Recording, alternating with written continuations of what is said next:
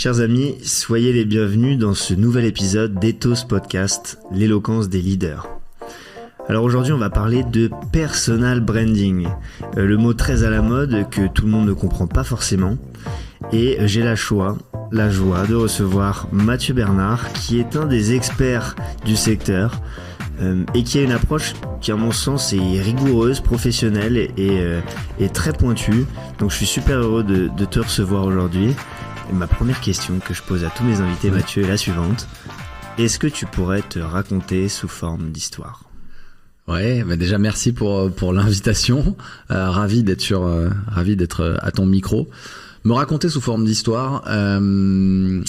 Oui, moi je suis quelqu'un qui, quand j'étais petit, quand on me demandait ce que je voudrais faire plus tard, parce que là tu as parlé de mon expertise aujourd'hui, j'étais au milieu de m'imaginer ça, puisque je disais je veux faire tout sauf être dehors, quoi.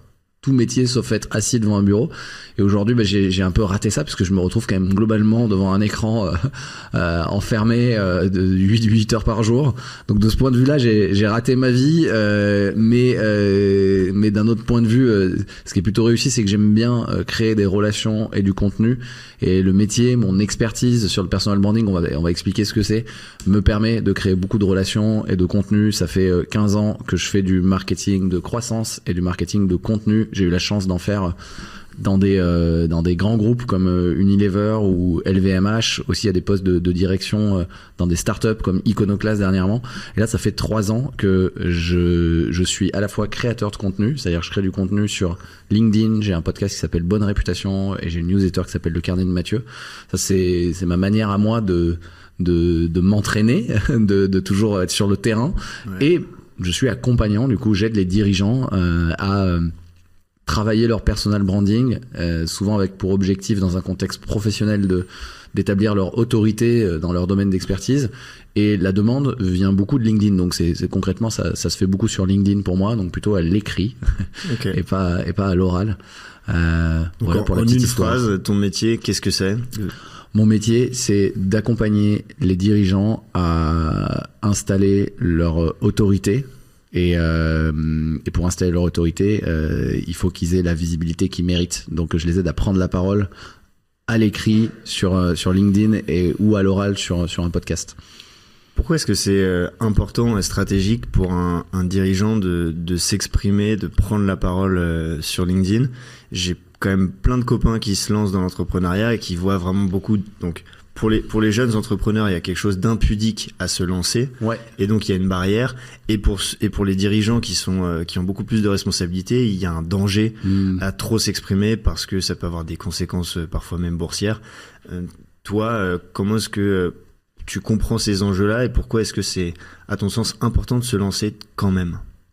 Ouais, c'est une bonne question, parce que là tu parles aussi des phases qu'il peut y avoir dans l'entrepreneuriat et du coup des enjeux à prendre la parole qui sont différents, à mon avis, quand tu te lances, quand tu es peut-être entrepreneur tout seul, quasiment un freelance, quand ta boîte a fait déjà quelques millions de chiffre d'affaires et que tu as des équipes, ou quand tu es une boîte cotée en bourse, tu as des enjeux complètement différents, les conséquences sont pas les mêmes. Donc effectivement, c'est une vraie bonne question. Pourquoi le faire ? Moi, j'accompagne plutôt des dirigeants aujourd'hui qui ont des petites ou moyennes entreprises. Leur objectif, il y a un truc qu'on voit, qui paraît évident, c'est que ça leur permet, dans un contexte professionnel, de générer des opportunités pour leur business.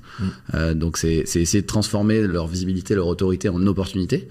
Mais il y a plein d'effets positifs secondaires qu'on voit pas trop, qui vont être, par exemple, pour quelqu'un qui a des investisseurs, de rassurer ses investisseurs.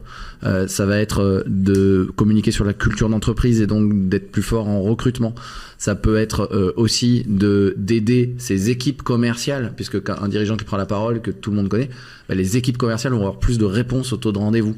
Ça permet d'engager les collaborateurs. En fait, les collaborateurs sont toujours plus engagés quand le dirigeant prend la parole et partage sa vision et qu'ils adhèrent à la vision. Donc, pour les équipes, ça peut être intéressant pour rassurer des partenaires, trouver des partenaires ou des investisseurs. Il y a plein d'effets de bord super positifs, et même en tant que dirigeant, le fait prendre la parole, nous ça passe beaucoup par l'écriture, donc de poser ses idées, de dire, travailler son message, qu'est-ce que je vais raconter à qui, ça leur permet souvent de clarifier leurs pensées et même aussi de les aider dans la vision de leur boîte, de rester connectés à leur vision. Donc il y a plein d'effets qui peuvent être bénéfiques pour tout le monde, à toutes les phases, et après je pense que selon les phases et selon les phases de l'entreprise, il y a des différences. Par exemple, quelqu'un qui se lance, il va forcément sa communication il attend, je pense, plus qu'il y a un impact sur les ventes.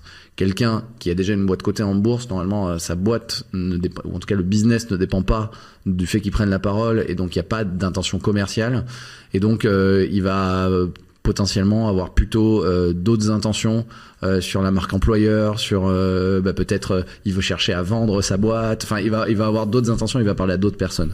Okay. Mais peut-être, c'est vrai, peut-être il faudrait que je redise ce que c'est le personal branding. Ouais, grave. Parce qu'on est parti. C'est quoi le personal branding alors moi j'ai ma définition et elle est challengeable, hein, tu me diras si t'as la même. Pour moi, le personal branding, donc marque personnelle en français, c'est la digitalisation et potentiellement la monétisation de ta réputation. Okay. Et le mot le plus important dans cette définition, c'est le mot réputation. C'est-à-dire que c'est avant tout une réputation, et le personal branding, pour moi, il y a quand même un côté digital qui permet de l'amplifier et de toucher plus de monde. Mais donc c'est une invitation à réfléchir à qu'est-ce que c'est en premier ma réputation, quelle marque. Moi j'aime bien le terme en français marque personnelle, parce qu'il y a la marque que je laisse chez l'autre, c'est-à-dire quand j'interagis avec les gens, là quand j'interagis avec toi, quelle marque je veux laisser, quelle empreinte je veux laisser, est-ce que comment tu vas te sentir après que je t'ai parlé, et réfléchir à cette marque, à l'empreinte qu'on laisse chez les gens avec qui on interagit, même dans la vie physique, dans la vie réelle. C'est déjà, je pense, le pilier numéro 1, et c'est super important, parce qu'ensuite, c'est ça qu'on cherche à amplifier. Et c'est si je suis conscient et que j'ai une intention sur la marque que je vais laisser chez les personnes avec qui que je croise, avec qui j'interagis, ok, je vais pouvoir amplifier cette intention. Moi, j'aime bien la citation, une phrase de la poétesse Maya Angelou qui dit: les gens ne se souviendront pas de ce que vous avez dit, elles se souviendront pas de ce que vous avez fait, mais ils se souviendront toujours de comment vous les avez fait se sentir. Et pour moi, c'est la définition de la marque personnelle et de la réputation. C'est presque de l'ordre de l'intangible. Et ensuite, de manière un peu plus tangible, je pense que pour la travailler de manière concrète et intentionnelle dans un contexte business, il y a 3 piliers à bosser. En tout cas, moi, je travaille sur 3 piliers. Il y a le pilier numéro 1 qui est le positionnement. Comment tu te positionnes de manière unique, et donc tu vas envoyer... tu vas être capable de produire une proposition de valeur très claire pour une certaine cible. Donc ça, c'est vraiment le travail de positionnement. Il y a un travail ensuite de stratégie. Une fois que je suis bien positionné et que c'est très clair pour ma cible ce que je fais, qu'est-ce que je peux leur apporter. La stratégie éditoriale, ça va être... On va travailler en fait quelles sont mes convictions, quel est mon message, et du coup quelle thématique, sur quoi je vais prendre la parole, auprès de qui, et quel message je vais marteler, parce que personal branding, en tout cas à l'écrit, c'est de la com, et donc la com, c'est enfoncer un clou dans un mur. C'est-à-dire qu'on a un marteau, on a un clou, et il faut taper 10 fois au même endroit pour enfoncer le clou. Si on tape 10 fois à des endroits différents, ça va pas marcher. Donc en fait, on définit dans la stratégie quand même des convictions et des messages qui, à travers les thématiques qu'on a identifiées, on va marteler en fait. C'est important la répétition. Donc ça, c'est la stratégie éditoriale, stratégie de contenu. C'est un deuxième pilier qui est important, sur quoi je prends la parole. Et le dernier pilier, c'est un pilier plutôt d'exécution, que moi j'appelle développement d'audience. C'est-à-dire que le but, c'est quand même d'amplifier un message, et donc il va falloir réussir à la fois à écrire des contenus, en l'occurrence moi c'est souvent sur LinkedIn, des posts qui génèrent de l'engagement, qui sont lus, donc il faut les packager. C'est comme quand tu travailles, je pense, la forme d'un discours, comment je fais pour retenir l'attention, pour attirer l'attention, pour retenir l'attention, et que ce soit compris, que le message passe. Et donc là, ça joue beaucoup dans l'exécution, et les bons contenus peuvent permettre de faire de la visibilité et de développer l'audience. Donc le premier pilier, positionnement, il est important pour la vente dans un contexte professionnel. Si t'es mal positionné, tu vendras jamais quoi que ce soit. Le deuxième pilier, stratégie de contenu, est important pour l'autorité. C'est sur quel sujet je veux vraiment marteler, et je veux être compris comme étant l'autorité dans ce domaine-là. Et le dernier sujet qui est le développement de l'audience. Là, c'est par les posts, notamment des prises de parole à l'écrit. Et là, on travaille la visibilité et le fait de développer son audience de manière qualifiée, bien sûr, sur les bons sujets. Si on a bien fait le boulot, normalement, l'audience se développe avec les bonnes personnes, quoi. Je suis en train de prendre des notes comme si j'étais en cours. Moi, je prends des notes aussi dans mon podcast. Là, je suis invité, c'est trop bien. J'ai juste à répondre aux questions. C'est canon, c'est très riche. Et quand tu parles de réputation et de marque personnelle, est-ce que tu sais ce que ça veut dire ou pas, ethos? Ethos, pour moi, c'est la crédibilité, non? Ouais, c'est la crédibilité, c'est l'image que renvoie la personne. Ethos, pathos, logos, c'est le triangle de la rhétorique d'Aristote, il me semble. Exact. Ouais. Logos, c'est convaincre, c'est parler à la tête des gens avec de la logique, des faits, des preuves. Pathos, c'est persuader, aller chercher le cœur en touchant grâce aux émotions. Et derrière, évidemment, on n'écoute pas tout le monde de la même manière, en fonction de son positionnement, de la relation qu'il arrive à tisser avec nous, de sa qualité de présence, de ses convictions, de ses valeurs. Et c'est pour ça que l'éthos, il est très intéressant. Et il y a l'éthos, on parle aussi d'éthos prédiscursif. Okay. L'éthos prédiscursif, c'est avant même d'ouvrir la bouche, on a une image de quelqu'un. Okay. Sa réputation précède. Exemple, tu rentres chez le médecin. Imaginons un vieux médecin, un petit papy avec une moustache blanche, une blouse blanche, un squelette au fond de la pièce, ses diplômes sur le mur, ses petites lunettes. Il a même pas encore ouvert la bouche, qu'on apporte un peu de crédit à ce qu'il va nous dire. Pareil pour une dirigeante de haut niveau ou un expert dans tel ou tel domaine. Quand il rentre dans l'amphithéâtre pour prendre la parole, il a même pas encore ouvert la bouche que sa réputation est déjà faite. Et c'est important parce qu'on écoute les gens aussi depuis l'endroit où ils se trouvent. Donc c'est pour ça que j'avais très envie de t'inviter, parce que pour moi c'est extrêmement lié. C'est l'éthos prédiscursif pour créer la réputation, pour créer la visibilité, pour provoquer des opportunités, pour provoquer derrière des occasions de prendre la parole. Souvent les dirigeants peuvent devenir même leaders d'opinion sur leur sujet, et ensuite ils arrivent dans les médias, dans les conférences, et ils doivent prendre la parole dans leurs entreprises, en interne, en externe, et c'est là où j'interviens. Okay. Et les deux se nourrissent. Je pense. Les deux se nourrissent vachement. Tu parles de réputation numérique. Tu nous as dit que c'était extrêmement stratégique. À quel point ça peut être risqué aussi pour les dirigeants? Ça peut être... tu veux dire de prendre la parole, de travailler sa réputation ou de son personal branding? Ouais, à quel point c'est risqué pour un dirigeant qui a une société qui fonctionne déjà. Je te dis pas pour celui qui a rien à perdre, qui vient de se lancer, qui veut juste déclencher des ventes. Quelqu'un qui est plus en place... directrice générale ou directeur général d'un grand groupe, qui sont souvent extrêmement discrets parce qu'il y a la pudeur française, on s'exprime pas trop. Pourquoi est-ce que c'est risqué pour eux? Pourquoi, à ton avis, ils le font pas, en fait? Je pense qu'il y a pas que un truc de risque, il y a effectivement la culture. Par exemple, on sait que dans certaines cultures d'entreprise, je sais que les grandes familles du Nord, les Mulliers, ils ont une culture de la discrétion. Donc, je pense qu'il y a un truc de culture, effectivement, soit française, soit culture d'entreprise. Et ensuite, il y a... moi, je vois plutôt le risque de ne pas le faire, mais c'est vrai que le vrai risque, en tout cas, moi, les personnes qui viennent me voir, elles me disent... il y a de la peur. J'ai peur de passer pour une bille, quoi. Donc là, il y a ce truc-là. Et après... il y a plusieurs, à mon avis, pour quelqu'un qui est déjà en place, qui a sa société déjà en place, le risque, c'est les réseaux sociaux sont très polarisés, et malgré tout, prendre la parole, faire amplifier son personal branding, par exemple, sur LinkedIn, il faut toujours se souvenir que c'est un réseau social. Donc le risque, c'est par exemple, tu vois, moi là, j'hésite, j'ai écouté un super podcast où c'est Sarkozy qui est interviewé dans le podcast Légende. Et il y a un super passage où il parle du fait que la parole s'use. Et je trouve ça super intéressant d'un point de vue personal branding. Et j'hésite à faire ce post avec l'extrait de Sarkozy, parce que c'est pas un post en soutien à Sarko. C'est juste que ce post, je sais, il va y avoir des réactions politisées. Et moi, là, j'ai peur d'être politisé. Donc, voilà, par exemple, et j'ai pas envie de l'être. En fait, c'est juste que c'est lui qui a dit ça et c'est super intéressant. Et donc, le risque pour un dirigeant, je pense, c'est d'aller... sur des sujets potentiellement peut-être clivants ou casse-gueule qui vont faire qu'il peut se mettre à dos certains clients existants, certains partenaires, certains investisseurs ou même certains employés qui sont pas alignés avec ce qu'ils partagent.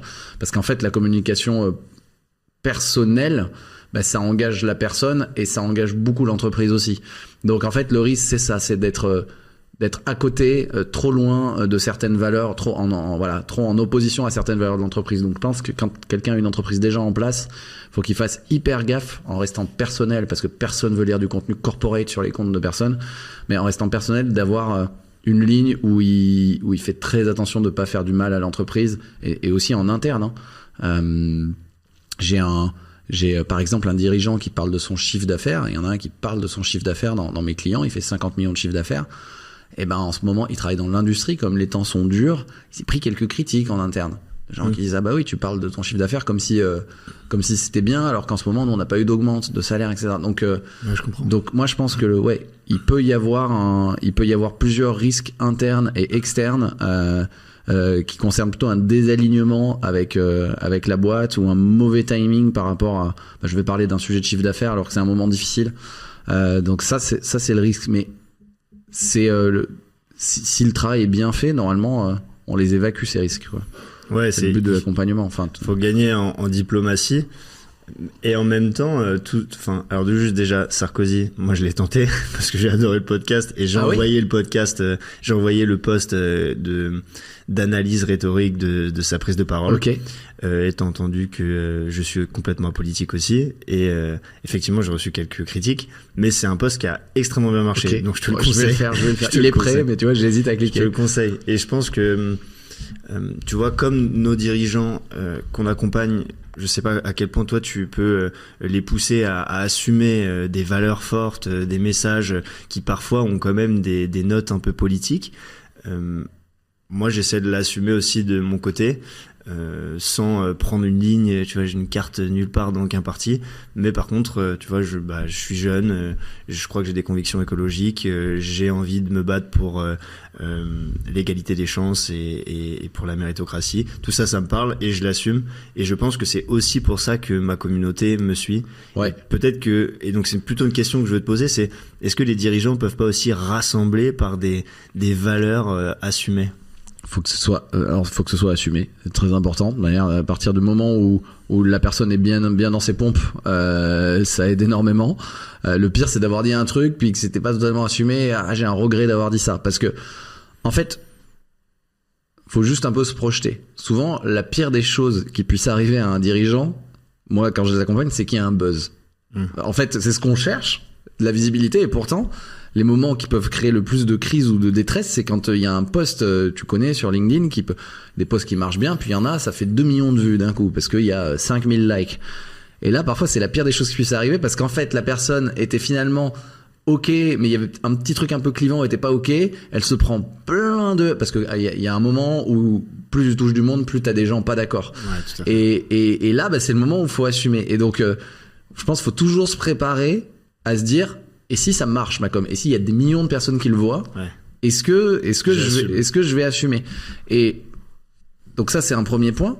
Et ensuite, je pense qu'un dirigeant qui s'est construit et qui a construit sa boîte depuis le début en assumant des propositions fortes et en acceptant que potentiellement une grande partie de la population n'est pas d'accord, et c'est ok, je pense que ce dirigeant-là, il a aucun problème à continuer de faire ça. Ensuite, il a fédéré une communauté où de toute manière, il a filtré, je pense que c'est très efficace, il a filtré les gens par les valeurs.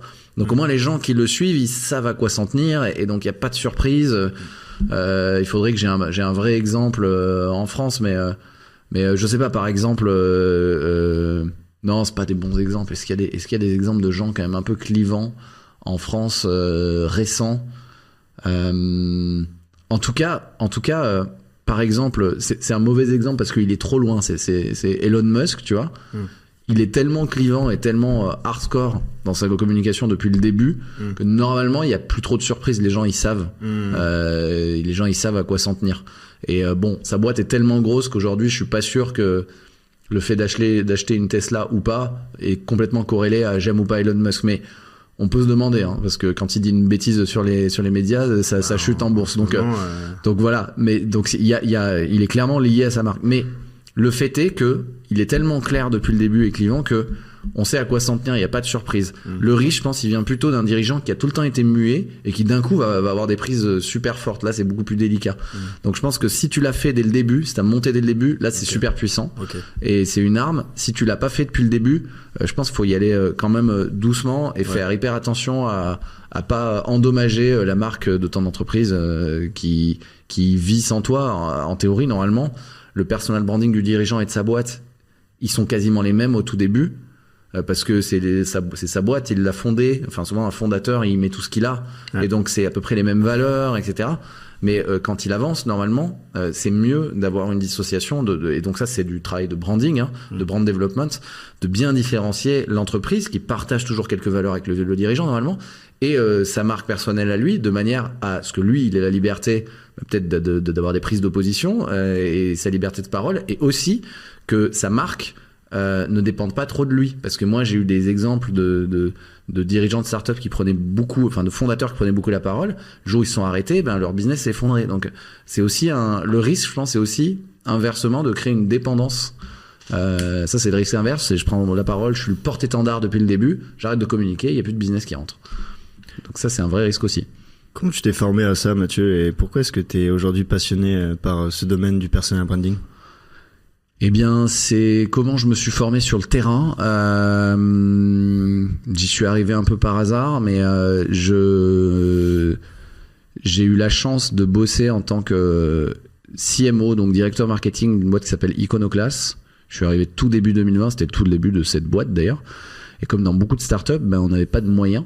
Pas de budget, et donc il fallait à la fois trouver des clients, développer le business, développer la marque, même lever des fonds sans moyens. Et donc là il y avait pas beaucoup de choix, il fallait faire du contenu organique. Donc j'ai tout testé, des podcasts, des vidéos, j'ai testé plein de choses, des articles, du SEO, etc. Et ce qui a bien marché, c'est le fait que je fasse prendre ma CEO, que toute l'équipe prenne la parole sur LinkedIn. Ça, j'ai remarqué qu'il y a eu beaucoup d'effets positifs. Et donc, je l'appelais pas personal branding à l'époque, mais on a fait des stratégies où tous les membres clés de l'équipe prenaient la parole, chacun sur leurs expertises. Et c'est comme ça qu'on a eu pas mal de clients, et c'est comme ça que ça nous a aussi aidé à lever des fonds. Ça, j'ai remarqué qu'il pouvait y avoir d'autres trucs. Les gars qui investissaient nous voyaient beaucoup sur LinkedIn, ils disaient ah oui, on vous connaît déjà, et donc ça aidait énormément. C'est comme ça que j'ai découvert. Après, quand je me suis mis à mon compte, honnêtement, je me suis mis d'abord en directeur marketing à la demande très généraliste, et rapidement je me suis rendu compte que j'aimais bien accompagner les dirigeants, que j'aimais bien en fait la communication personnelle, et que je pouvais réutiliser tout ce que je savais en marketing et en création de contenu sur ce sujet-là. Donc ça s'est fait petit à petit. Je l'ai pas fait en un claquement de doigts, mais il se trouve que c'est du marketing et c'est du brand development. Et moi, j'ai eu la chance de bosser sur beaucoup de grandes marques dans des gros groupes, des marques chez LVMH, des marques chez Unilever comme Lipton, et la marque Iconoclast, mine de rien, j'ai dû la développer from scratch. Et donc, il y a quand même des ponts. On parle de développement de marque, de création de contenu, et en plus, moi, j'aime bien l'accompagnement one-one. J'ai un podcast, j'aime bien les temps quali, et donc il y a pas mal de choses qui cochent les bonnes cases pour moi. Donc c'est dans le format aussi, tu vois. C'est parce que moi j'accompagne les gens. Ouais, j'aime bien avoir des échanges, des temps longs avec les dirigeants, essayer de comprendre comment ils réfléchissent, comprendre leur mission. C'est aussi personal branding, c'est aussi ça, c'est que c'est un accompagnement où tu essaies dans un objectif souvent business et commercial, mais tu essaies de faire en sorte que la personne, ce pourquoi elle se bat tous les jours, elle arrive à le communiquer au plus grand nombre. Et donc voilà, on travaille sur des sujets profonds, et ça j'aime bien aussi. C'est, je crois, le truc que je préfère dans mon métier. Des gens qui achètent du coaching en prise de parole en public et qui se retrouvent en première séance à faire une séance d'introspection avec un garçon mal coiffé de 27 ans qui les aide à trouver leurs valeurs, leurs messages, et juste à clarifier le message. Je pense que c'est vraiment, on a beaucoup de chance de se retrouver à ces endroits-là, d'avoir ces relations privilégiées avec des gens de haut niveau. Et ouais, je trouve que c'est un privilège de pouvoir les aider à communiquer sur ce qui les touche beaucoup. Chez Ethos, nous, on a un concept qui s'appelle l'identité oratoire. Ok. Les 2-3 premières séances, on réfléchit vraiment à ce qu'a envie de dire la personne en face de nous. Ouais. Et on lui offre des temps de réflexion profonde sur quelle est mon histoire, quelles sont mes valeurs, quels sont les messages que j'ai envie de transmettre, qu'est-ce que j'ai envie de faire de ma vie, quelle est ma vision du travail, pourquoi est-ce que j'ai créé cette société, etc. Parfois on écrit même des petits manifestos pour tout poser. Ensuite, il y a la partie un peu confort à l'oral. Donc là, c'est vraiment des techniques de prise de parole, de respiration, de relation à l'autre, etc. Et après, il y a de la rhétorique que tu dois aussi travailler. Donc, comment est-ce que tu structures ton propos? Comment est-ce que tu captes l'attention? Comment est-ce que tu la reprends derrière? Quelles sont les règles du bon storytelling? Toi, comment est-ce que tu accompagnes tes dirigeants? À quoi ça ressemble un accompagnement avec toi?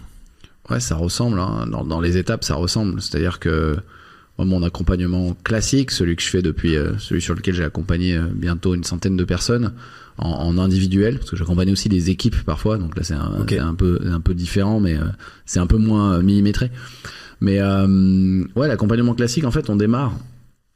En fait, c'est les 3 piliers que j'ai dit tout à l'heure. On démarre, par exemple, tu es un dirigeant, tu viens me voir pour dire, en fait, j'ai besoin de travailler mon personal branding et d'être visible sur LinkedIn.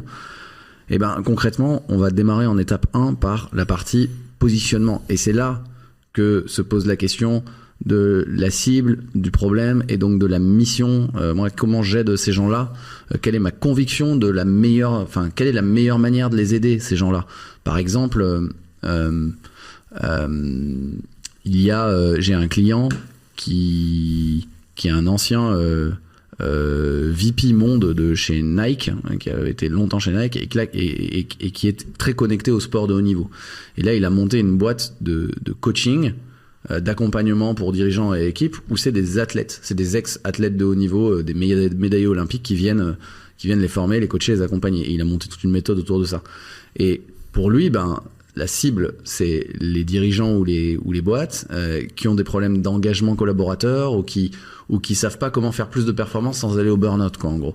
Et pour lui, la meilleure manière de les aider, ces gens-là, et c'est ça qu'on travaille dans le positionnement, c'est que sa conviction, c'est qu'il faut ramener les valeurs et les méthodes du sport de haut niveau pour essayer de faire péter ce plafond de verre. Ils ont pas besoin de plus de skills, c'est vraiment, c'est entraînez-vous et prenez les routines et les habitudes des sportifs de haut niveau. Préparation mentale, ça peut aller très très loin. Et vous allez avec pas plus de moyens et déjà faire un gap de performance. Ça, c'est sa conviction profonde, c'est que le sport de haut niveau appliqué à l'entreprise, bien transposé, peut vraiment aider. Donc c'est ça qu'on travaille lui, c'est son combat, c'est sa conviction, c'est ça, il en est certain. Et il a monté le programme de leadership chez Nike et 500 leaders qui sont passés par là, ça marche en fait. Et donc il l'a déjà testé en interne chez Nike. Donc il a cette conviction, et dans le positionnement, cette première étape, maintenant qu'on travaille son combat, son message, etc., il faut qu'on dise très clairement qu'est-ce que je fais pour vous aider, quoi. Donc ça, c'est vraiment important, c'est toute la partie positionnement, et c'est là où on peut aussi travailler la backstory ou founder story, c'est-à-dire qu'est-ce qui l'a amené à faire ça. Et ensuite, stratégie de contenu, c'est vraiment c'est de la génération d'idées, c'est qu'est-ce qu'il va raconter sur quelle thématique, etc. Là, c'est peut-être un peu différent de vous, mais j'ai l'impression que vous devez quand même passer par là à un moment. Ouais, ça ressemble un peu. Et la fin qui ressemble à la rhétorique, maintenant, on va prendre la parole. Et là, il faut jouer avec les règles du jeu du copywriting et les règles du jeu de LinkedIn. Donc, comment on structure le propos pour qu'il génère de l'engagement et de la visibilité, quoi. C'est quoi alors tes techniques de copywriting? Moi, parfois, je vois tes posts et je les enregistre parce que je vois que t'analyses l'algorithme, tu dis ça marche plus, il faut faire ci, C'est hyper intéressant. Alors, il y a Alors, moi, ce que j'aime bien dans le copywriting et l'écriture, c'est que le copywriting, il répond, c'est comme la rhétorique, il répond à des invariants de la psychologie humaine. Et en fait, maîtriser le copywriting, ça marche pour un article, ça marche pour un blog, ça marche pour un post LinkedIn, ça marche pour plein de choses. Donc il y a déjà les fondamentaux du copywriting, et en plus après il faut s'adapter un peu aux règles de LinkedIn, mais globalement c'est toujours la même chose. Il y a 4 points. Mon premier tip, c'est déjà dans comment tu fais pour produire un post ou une écriture.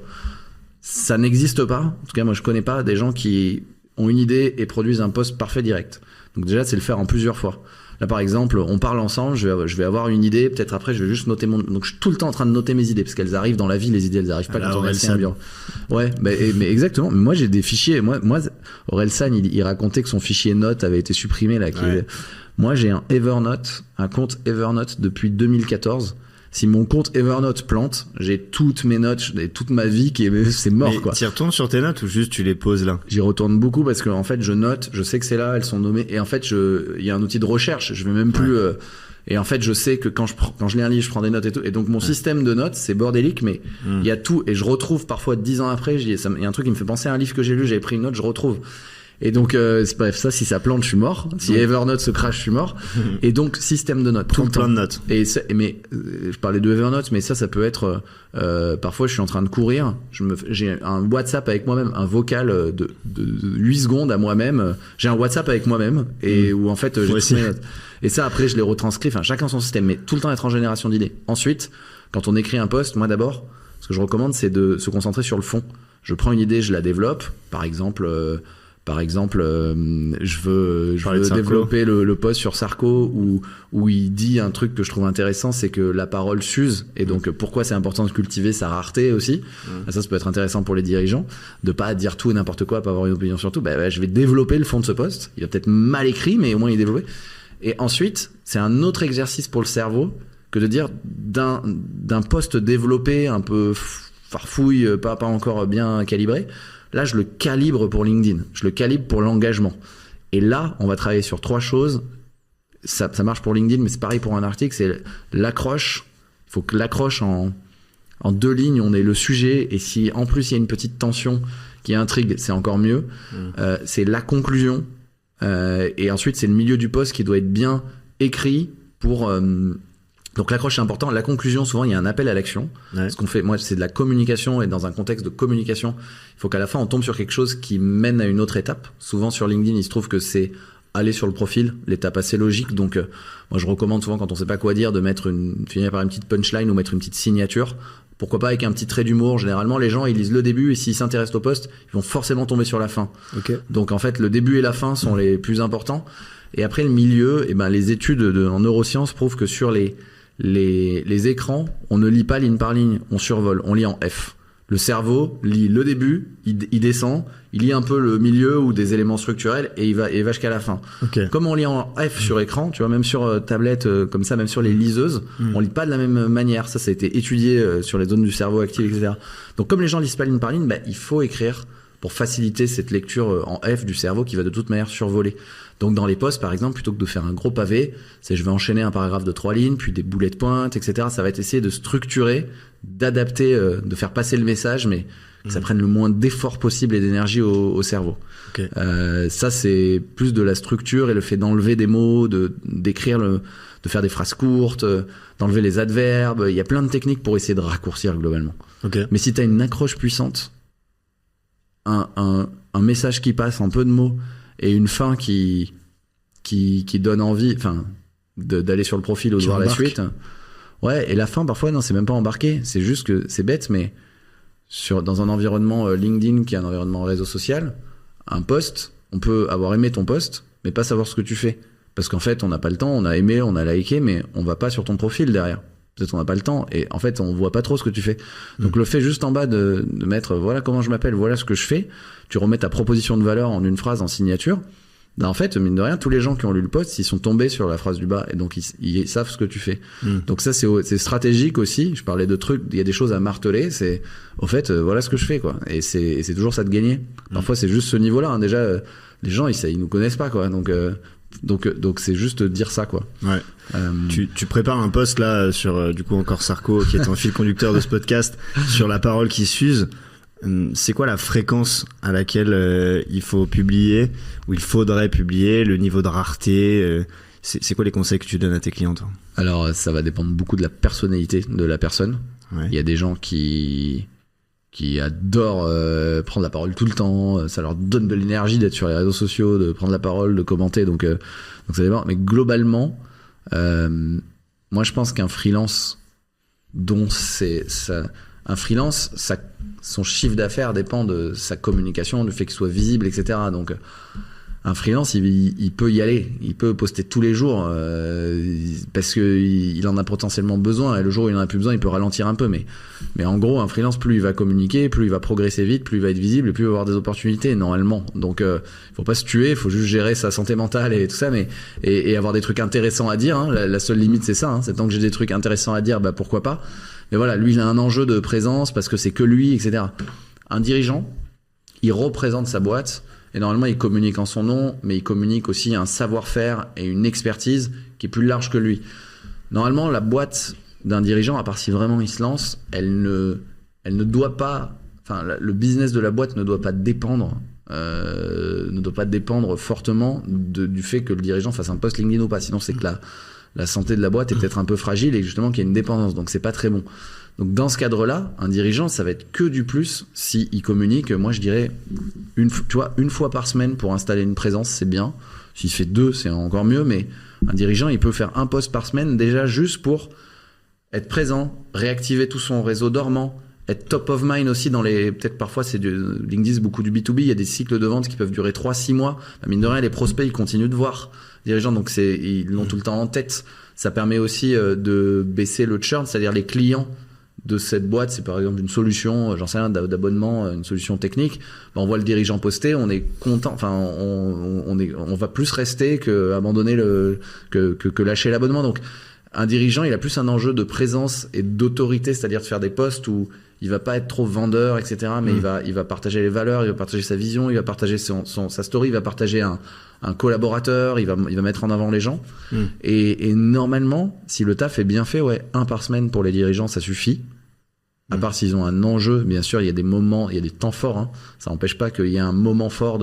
Et donc là, on prépare comme une petite campagne, une petite accélération où il y a plus de posts, plus de prise de parole autour de, je sais pas, une levée de fonds, un événement particulier de la boîte qui passe en bourse, j'en sais rien, ou on ouvre un nouveau pays, etc. Mais donc ouais, un dirigeant, 1 fois par semaine, c'est bien parce qu'il est à la fois rare et à la fois il reste présent.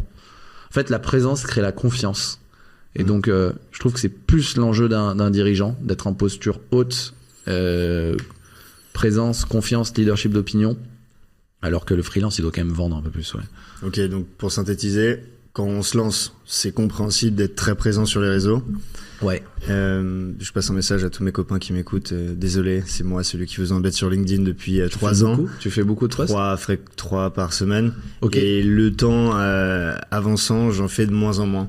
Parce que les clients nous recommandent, donc c'est très chouette, et que ça a commencé à me prendre un peu la tête. Tu vois, je pense qu'il faut que ça soit lié au plaisir. Oui, si j'ai sûr. envie de communiquer, que j'ai des choses à dire et que ça me fait plaisir, bah super. Mais quand c'est une obligation que je me mets tous les lundis, tous les mercredis, tous les vendredis d'envoyer un truc à 8h pétante, etc., au bout d'un moment ça met un poids. Et du coup, bah j'aimerais bien qu'on en parle de ça. C'est peut-être pas ton job, mais tu sais que ça a un impact sur la santé mentale des gens, d'être observateur des likes, des commentaires, etc. On peut devenir complètement fou avec ces réseaux, à toujours aller vérifier, checker la petite dopamine de c'est bon, on est validé. Comment tu gères ça et comment est-ce que tu mets en garde tes clients là-dessus ? Bah ouais, après c'est pareil, c'est vraiment, il y a des personnalités qui sont très hermétiques, qui s'en foutent, il y en a qui se prennent au jeu et pour qui ça crée un vrai défocus. Donc c'est aussi pour ça, un dirigeant normalement, il a des journées tellement pleines que le risque, tu disais tiens le risque tout à l'heure, un des risques c'est le défocus aussi. C'est pas juste écrire des posts, c'est des réseaux sociaux avec de la dopamine et donc ça peut créer un défocus, ça peut créer des émotions négatives. Donc moi, la manière dont j'accompagne là-dessus, c'est plutôt d'un point de vue de l'organisation, c'est se dire d'avoir un temps dans l'organisation, un temps sanctuarisé pour écrire les contenus, potentiellement créer un rendez-vous où ben là c'est mon post, c'est comme ça, c'est dans l'agenda. Et le fait de le mettre comme une tâche, moi, le fait de mettre ce qui n'est pas dans l'agenda n'existe pas, et donc ça va dans les deux sens. Ça peut se transformer, ou si c'est jamais dans l'agenda, il y a aucun post qui sort, ou alors le gars en fait plein. Et donc moi je pense qu'il faut essayer de timé comme une action importante et stratégique pour le dirigeant ou l'entreprise. Et donc, le temps d'écriture est dans l'agenda et le temps où il poste aussi, c'est dans l'agenda. C'est là où il est là pour faire de la com, pour échanger, etc. Et à partir du moment où c'est bien cadré, je trouve déjà c'est mieux. On se dit, ok, ça fait partie d'un objectif, ça fait partie d'une stratégie. C'est ce que tu veux, toi. C'est un rendez-vous. Ouais, mais même ce qu'ils font sans moi, c'est-à-dire le fait de poster, bah, je recommande que ce soit dans l'agenda. Ouais, si c'est ils postent le mardi à 17h, et ben c'est un temps dans l'agenda. Et après de toute manière, ils iront sur LinkedIn, sur leur téléphone, etc.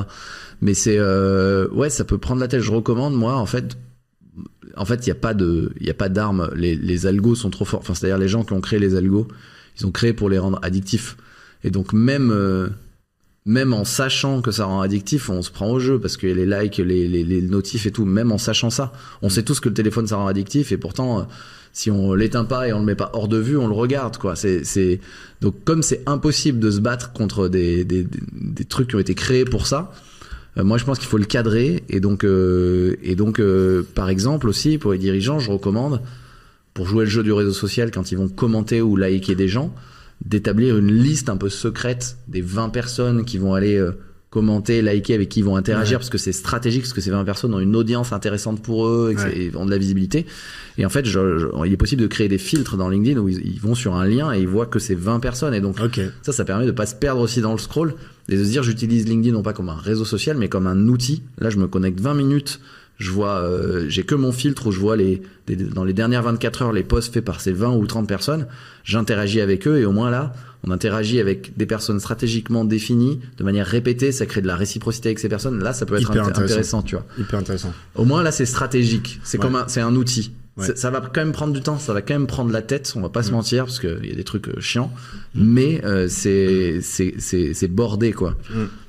Juste avant de conclure cet épisode ensemble, donc du coup, si on synthétise, il faut prendre le personal branding très au sérieux. C'est du marketing, c'est le travail des dirigeants, c'est le travail de leurs équipes, c'est stratégique. Et en même temps, il faut pas glisser parce que c'est une pente savonneuse qui peut entraîner un défocus et que c'est d'abord il faut vendre, il faut produire, il faut structurer sa société. Mais pour tous ceux qui comprennent pas, prenez le sujet bien au sérieux parce que c'est extrêmement stratégique. Pour terminer, moi j'ai envie de te parler du futur du personal branding. Ouais. Tu vois, aujourd'hui sur LinkedIn, si on caricature, c'est des gens qui font des trucs extraordinaires, des gens qui pleurent mais qui réussissent à trouver une leçon dans la difficulté. C'est vraiment que des posts pathos. Ouais. Et c'est franchement un peu désagréable. Je trouve qu'il y a plus trop de valeur, tu vois. J'ai lu quelque part que les fondateurs de LinkedIn voulaient en faire petit à petit une université ouverte. Ouais. C'est pas du tout le thème en ce moment. Comment est-ce que tu penses qu'on peut se démarquer et à ton avis, quels sont les posts qui, dans le futur, vont apporter de la valeur et vont être pertinents? Quand même, je vois déjà je pense que LinkedIn, et moi je le vois quand je fais un bon post expert, LinkedIn le pousse quand même. Donc oui, je pense que ils veulent en faire une plateforme d'expertise et tant mieux.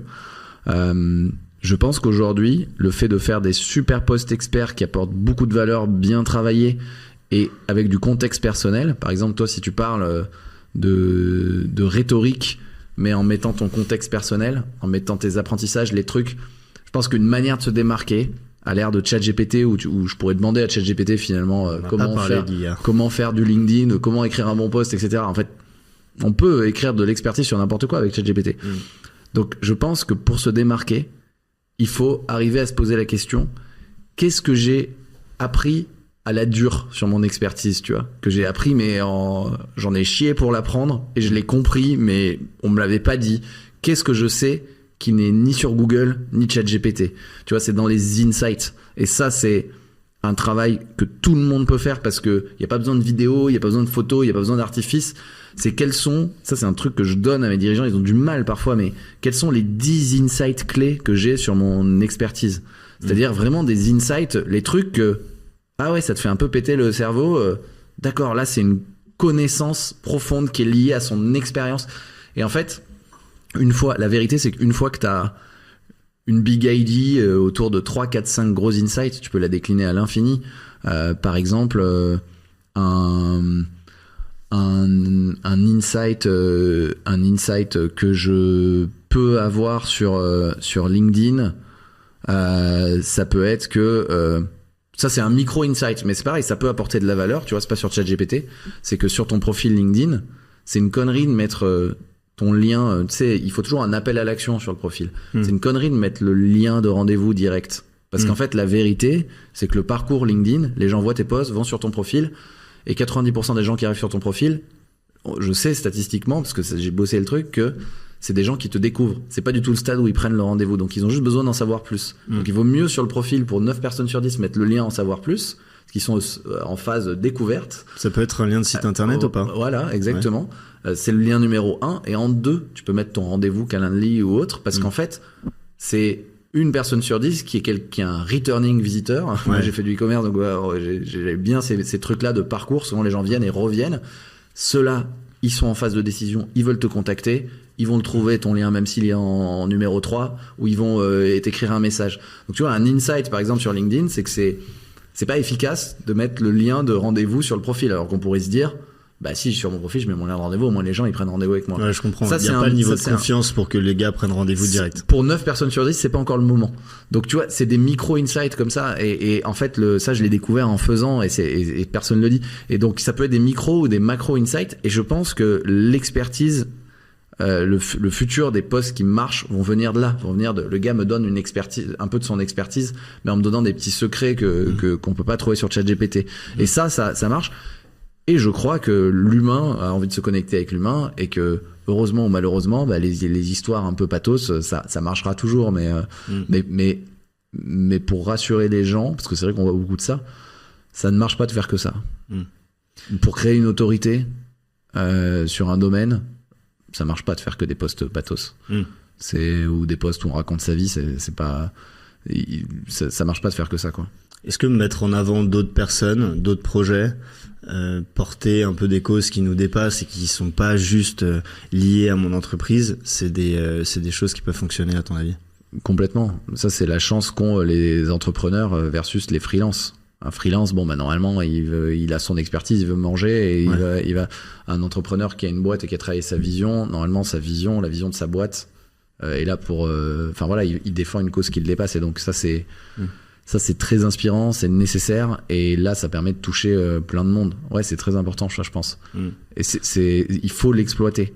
Ça, plus et l'expertise peut être d'un point de vue aussi analytique, c'est-à-dire quelqu'un qui défend une cause qui le dépasse sur, j'en sais rien, le marché du mobilier, par exemple. J'ai accompagné un client qui meuble des entreprises par abonnement, et c'est des meubles reconditionnés.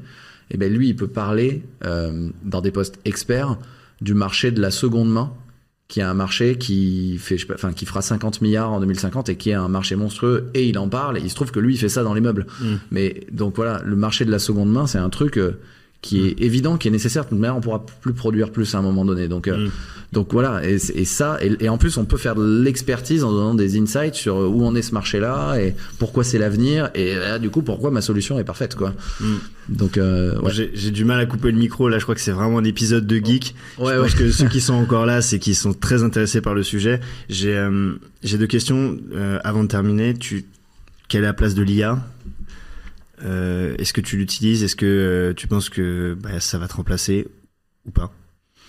Non, moi je suis ravi. Enfin, l'IA, elle permet à plein de gens qui n'auraient pas pu s'exprimer de s'exprimer, donc tant mieux. Par contre, elle augmente le bruit ambiant, et en fait, l'IA, elle augmente ceux qui sont déjà forts. En fait, ça crée une inégalité de niveau encore plus forte. C'est-à-dire quelqu'un qui était déjà expert, moi, oui, j'utilise l'IA parce que je sais exactement la stratégie, etc. Donc je sais bien la briefer. Donc moi, ça peut m'aider sur un post, ça peut m'aider pour générer des idées, mais à partir d'une stratégie et de choses que j'ai mis en place, et donc je la briefe sur des micro-parties et des bons points. Et donc ouais, ça m'augmente un peu, c'est clair. Ça m'aide, pas forcément dans la rédaction d'ailleurs.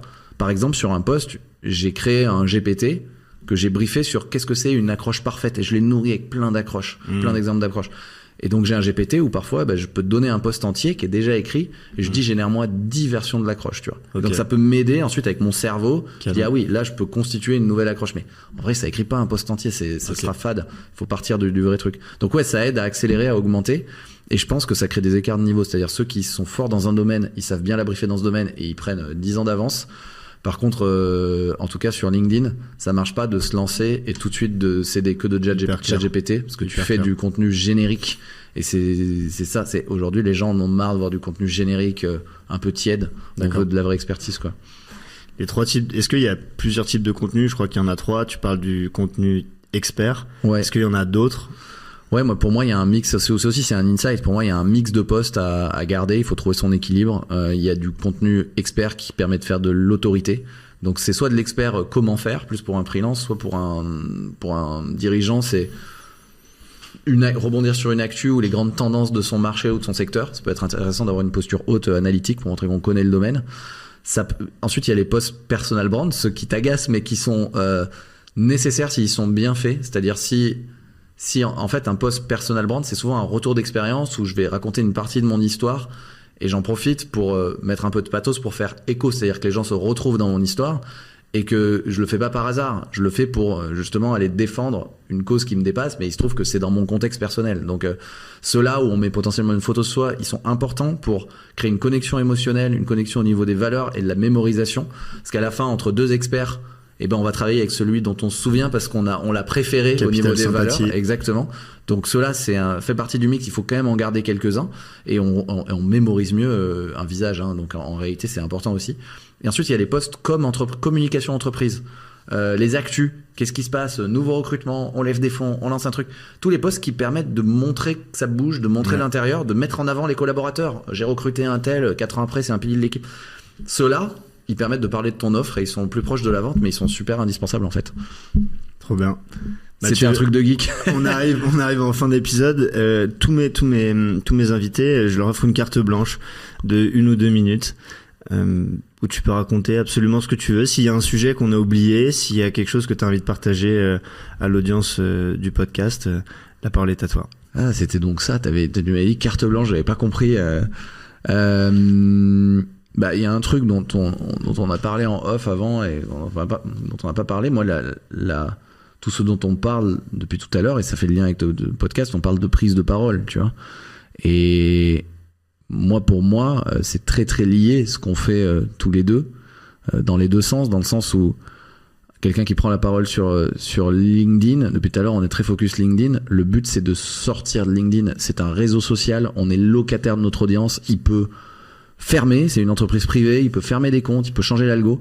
Donc le but pour quelqu'un qui prend la parole, c'est de se dire je capitalise là-dessus pour aller par exemple me faire inviter dans des podcasts, faire des conférences, sortir de LinkedIn et aller se connecter avec d'autres gens dans le réel et profiter de ça, parce que la réalité c'est que je pense que là tu m'as invité parce que tu m'as vu sur LinkedIn, mais profiter de LinkedIn pour sortir de LinkedIn et aller développer son audience à d'autres endroits, potentiellement dans une newsletter avec son propre podcast pour limiter la dépendance aux réseaux sociaux. Donc ça c'est important. Et c'est là où à mon avis il y a podcast, conférence. Hier je faisais une conférence, tu vois, c'est grâce à LinkedIn aussi. C'est là où la prise de parole orale intervient et pour moi c'est la forme la plus noble de prise de parole, la prise de parole orale et c'est en ça que c'est très lié et c'est en ça que ça rejoint même si moi je fais de la prise de parole écrite, moi mon why qui est autour de la connexion. Moi c'est pour ça que je fais ça. J'ai envie de créer des expériences, d'aider les gens à connecter. Et voilà, c'est pour ça que je fais tout ça. Je suis curieux de connaître ton why. Moi c'est autour du mot connexion en tout cas. Moi c'est potentiellement d'aider les gens à exprimer ce qu'ils ont à dire au monde. Peut-être que ça te ressemble un peu. On se rejoint. Mathieu, un grand merci pour nos échanges. Qu'est-ce qu'on peut te souhaiter pour la suite ? Et bien de continuer à prendre du plaisir, c'est le plus important. Sans plaisir, pas d'excellence. Ouais. Merci pour votre écoute. Ah oui, la caméra est là. À très vite. Salut. Salut à tous. Chers auditeurs, un grand merci pour votre écoute. Si le podcast vous a plu, n'hésitez pas à nous écrire pour nous le dire et pour nous donner vos suggestions pour les prochains invités. Si l'éloquence est un défi que vous voulez relever, je vous invite à visiter notre page internet ethosentreprise.com. et à nous suivre sur les réseaux sociaux, LinkedIn et Instagram. Vous y trouverez des conseils réguliers publiés par notre équipe d'experts.